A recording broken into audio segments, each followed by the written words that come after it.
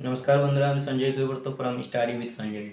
Today I am going to discuss the most important topic of English grammar about translation. অর্থাৎ আমাদের translation করার সময় কিন্তু অনেক প্রবলেম ক্রিয়েট হয়, যে কোথায় সাবজেক্ট বসাবো, কোথায় ভার্ব বসাবো, কোথায় প্রিপোজিশন বসাবো, কোথায় আর্টিকেল বসাবো, এই যে একটা ব্যাপার। তো এই ব্যাপারটা আজকে আমি তোমাদেরকে ক্লিয়ার করতে চলছি। যদিও এটা আমাদের একটা বাচ্চাদের জিনিস, কিন্তু আমার মনে হয় it's a lot of helpful. Okay, so let's learn Bengali to English. আজকে যেটা ট্রান্সলেশন সেটা হচ্ছে কি, বাংলা থেকে আমরা অনুবাদ করবো কিছু ইংরেজিতে। ঠিক, তো আমি প্রথমে একটা এক্সাম্পল লিখেছি, সেটা হচ্ছে কি রবি ফুটবল খেলে।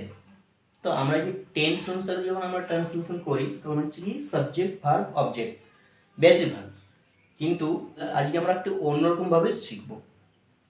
ঠিক কীরকম, যদি আমি এটাকে ট্রান্সলেশন করি তাহলে হয়ে যাবে কি, প্রথমে আমাদের যেটা চুজ করতে হয় তাহলে সেটা হচ্ছে সাবজেক্ট, তারপরে যেটা থাকে সেটা হচ্ছে অবজেক্ট, শেষে যেটা থাকে সেটা হচ্ছে ভার্ব। ওকে, সো যদি আমি ট্রান্সলেশন করি তাহলে বাংলা ক্ষেত্রে এই যে একটা আমি লিখেছি কি, সেটা হচ্ছে এস ও ভি, অর্থাৎ বাংলায় যখন আমরা সাজাবো তখন হবে নিয়মটা কি এস ও ভি, অর্থাৎ সাবজেক্ট অবজেক্ট আর ভার্ব বাংলার ক্ষেত্রে। কিন্তু ওটাই যখন আমরা ট্রান্সলেশন করবো অর্থাৎ ইংরেজিতে করবো তখন হয়ে যাবে কি সাবজেক্ট ভার্ব অবজেক্ট, অর্থাৎ সাবজেক্টটা সাবজেক্টেই থেকে যাবে, ইংলিশের ক্ষেত্রে একই, এমনকি বাংলার ক্ষেত্রে তো একই, কিন্তু যেটা পরিবর্তন হয় সেটা হচ্ছে কি আমার ভার্বটা এখানে এগিয়ে যাবে, এমনকি অবজেক্টটা পিছনে চলে যাবে। That's it.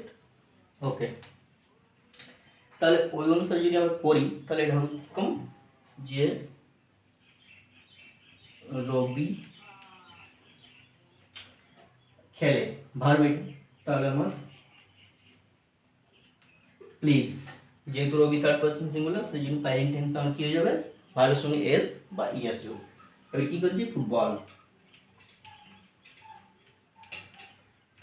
ফুটবল।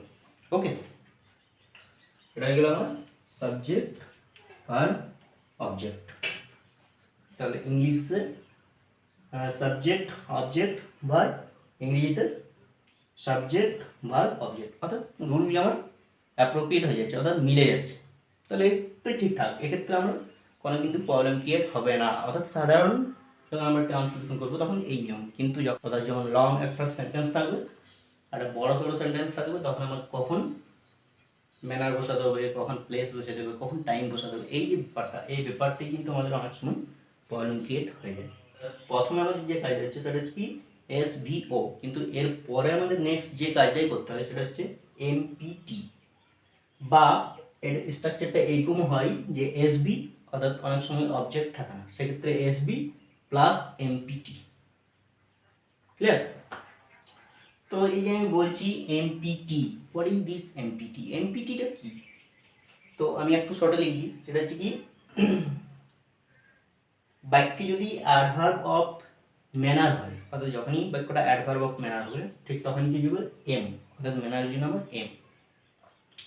বাক্য যদি অ্যাডভার্ব অফ প্লেস হয় তাহলে আমাদের ধরতে হবে কি পি, প্লেস ফর পি।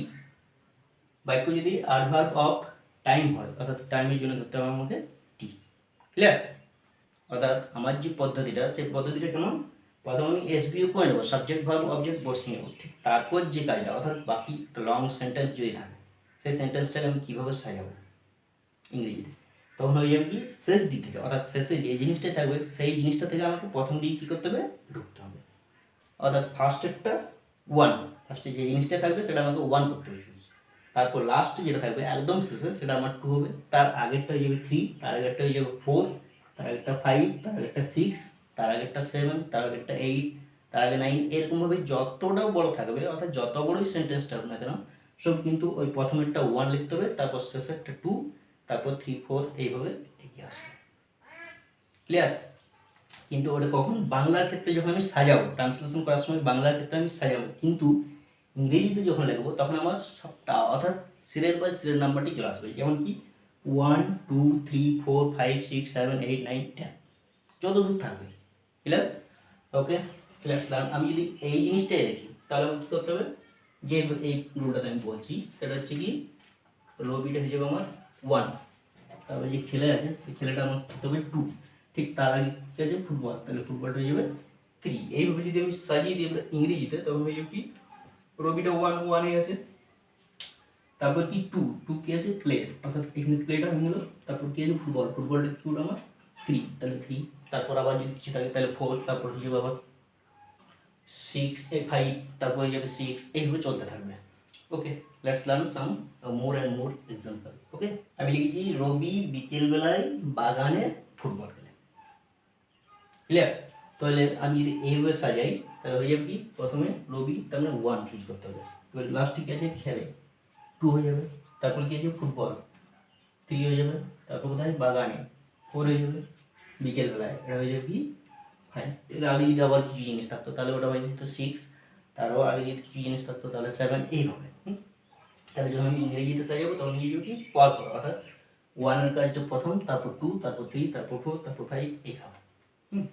অর্থাৎ এরকমভাবে যদি ট্রান্সলেশন শিখি তাহলে আমাদের একটা জিনিস মাথায় রাখতে হবে, সেটা হচ্ছে প্রিপোজিশন, অর্থাৎ কোথায় এবং কোন প্রিপোজিশনটা লাগাতে হবে সেই জিনিসটা একটু মাথায় রাখতে হবে, বাকি এই সিরিয়াল অনুসারে করতে হবে। ওকে, so let's learn Rabi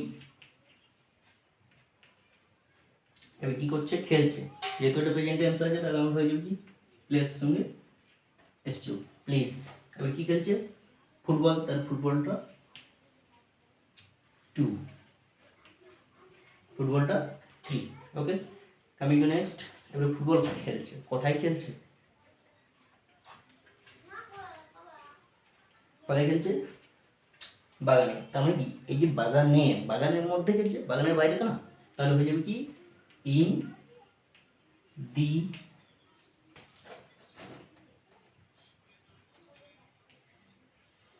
garden. এবার কি বিকেলবেলায়, তাহলে এই যে বিকেলবেলায় এই যে যেমন আমি করলাম বাগানে, বাগানের মধ্যে তার মানে বাগানের বাইরে না, কিন্তু এই কারণে কি প্রিপোজিশন ইন, ঠিক সেইরকম এখানে এই যে বিকেলবেলায়, এই যে বিকেলবেলায়, সন্ধ্যাবেলায়, সকালবেলায়, এইরকম সিচুয়েশনের ক্ষেত্রেও কিন্তু আমাদের একটা প্রিপোজিশন হয়, সেটা হচ্ছে কি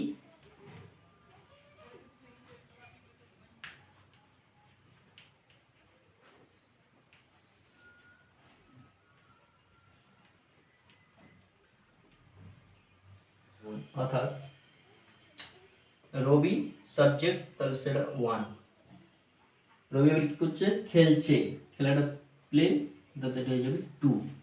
কামিং টু নেক্সট, কোথায় কি খেলছে ফুটবল খেলছে, তাহলে ফুটবলটা হয়ে গেল 3। নেক্সট কোথায় খেলছে না বাগানে, বাগানটা হয়ে গেল 4। কখন খেলছে বিকেলবেলায়, তাহলে বিকেলবেলাটা হয়ে গেল আমার 5। এখানে একটা জিনিস মাথায় রাখতে হবে, সেটা হচ্ছে প্রিপোজিশন, অর্থাৎ কোথায় কোন প্রিপোজিশনটা বসবে সেই প্রিপোজিশনটা আমাকে একটু মাথায় রাখতে হবে, তাহলেই কিন্তু অ্যাচিভমেন্ট করা যাবে। ক্লিয়ার? তো কামিং টু নেক্সট এক্সাম্পল, এই রুলে যদি করা হয় তাহলে কিন্তু আমাদের যে কোনো ট্রান্সলেশন করা হবে না কেন কোনোটাই কিন্তু ভুল হবে না। Clear? So if you learn something from this lesson, then go share and go like, and take care and bye.